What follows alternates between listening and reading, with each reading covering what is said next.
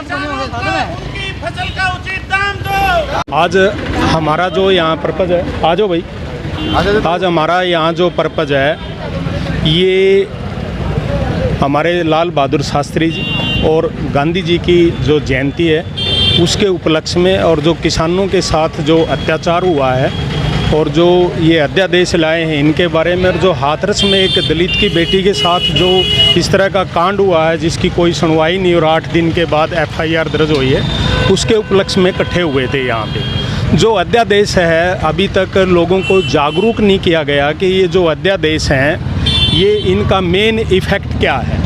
इसका सबसे बड़ा मेन इफ़ेक्ट तो ये है कि जो फसल है उसका, जो ये अध्यादेश के बारे में बात कर रहे थे, अभी कांग्रेस भी लेके आई थी, जो कांग्रेस लेके आई थी उसमें जो MSP है और जो मंडी व्यवस्था उसके ऊपर कोई आंच नहीं आएगी, ये एज इट इज़ रहने थे। उसमें और भी बहुत सी चीज़ें थी जो मेन जो अध्यादेश जो कांग्रेस लेके आ रही थी वो स्ट्रक्चर लेवल पे सारा चेंज कर दिया इन्होंने। और अब इन्होंने बाद में नारा दिया कि भी हम आर्टिकल 33 में ज़मींदारों को बेनिफिट दे देंगे। जब एक लॉ बन गया, आर्टिकल 33 तो पहले भी है, तो आर्टिकल 33 में किसी को कोई बेनिफिट नहीं मिलता, क्योंकि आज लोगों का मोदी जी से विश्वास उठ गया है। क्योंकि मोदी जी ने पहले नारा दिया था GST आएगी तो अर्थव्यवस्था सुधरेगी, नोटबंदी होगी तो काला धन आएगा। अब ये हर रोज़ हर बात पे झूठ बोलते हैं। आप देखिए जितने भी चैनल हैं तो हर झूठ में ना कोई इसका एक पर्सनल गरज होती है लोगों को गुमराह करने की, जुमले के अलावा। अब जो ये अध्यादेश लेके आए हैं कौन खरीदेगा MSP पे? कोई नहीं खरीदेगा। यहाँ मंडी व्यवस्था तो ख़त्म होगी। जो हर गांव से 100 या 150 मजदूर या औरतें आती थी जो अनाज की सफाई करती थी, भराई करते थे, जो मुनीम थे, आप अंदाज़ा लगाइए कि एक मंडी से, एक शहर से कितने लोग बेरोज़गार होंगे। आड़ती तबाह हो गए, मज़दूर तबाह हो गए हैं, किसान तबाह हो गए हैं। किसान का जो MSP है कौन खरीदेगा? आप बताइए कि भी कौन खरीदेगा? एक मंडी में जाके किसान के पास वहाँ खेत में जाता है कोई, तो वो कहता जी मैंने खरीदनी, उसके पैसे की गारंटी कौन देगा? वो कब खरीदेंगे? अब ये जो जीरी की व्यवस्था है ये 1 सितंबर से खरीद शुरू हो जाती थी, ठीक हो गया, तो ये इस 30 सितंबर तक इसकी खरीद शुरू क्यों नहीं की? क्योंकि पहले तो ये जो अध्यादेश है ना किसान संगठन आए, ना किसान आए, ना किसी अपोजिशन की किसी के कंसेंट है, ना डिस्कस हुआ, ना पार्लियामेंट में हुआ।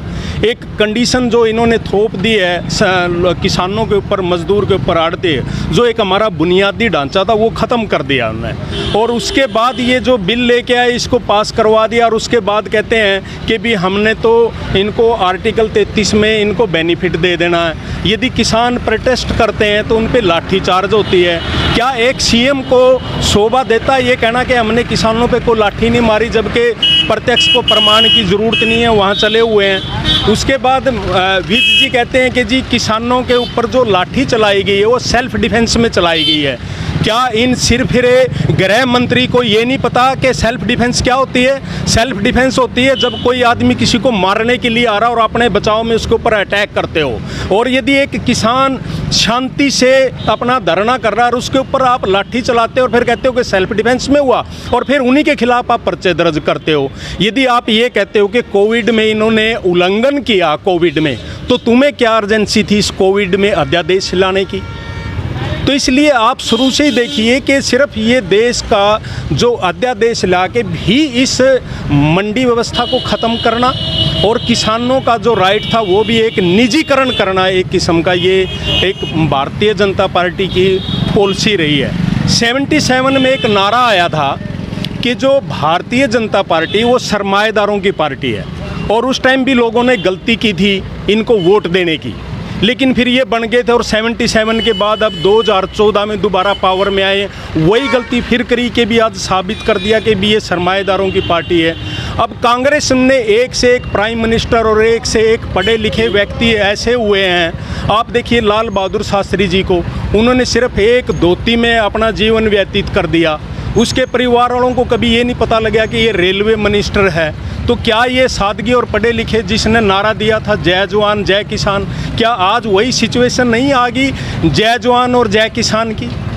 अब ये किसान भाई आए हुए हैं, मेरे साथ आए हुए हैं, पूछिए इनसे कि भी इनकी क्या दुर्दशा है, जो एक एक महीने से 15-15 दिन से मंडी में जीरी के पास पड़े हैं। अब तक इनकी खरीद आज से कह रहे हैं शुरू हुई है, उसकी भी क्या गारंटी है?